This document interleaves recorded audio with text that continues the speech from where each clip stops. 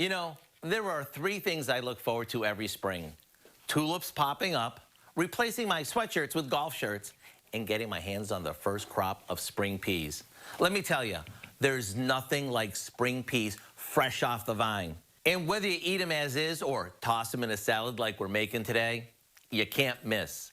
Since the season to get fresh ones is relatively short, don't let that worry you. Fresh ones that are frozen are a great alternative and available throughout the year. To make my favorite spring salad, all we do is combine some mayo with a little milk, a bit of sugar, and some salt and pepper.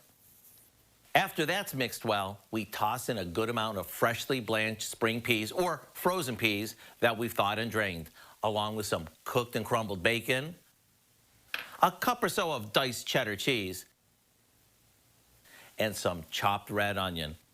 You know, it really doesn't get any easier than this. This salad is as fitting with grilled fish as it is with fried chicken or a big burger. What makes it so addictive is the combination of flavors. The peas give it its freshness, the bacon its smokiness, and the cheese its creaminess.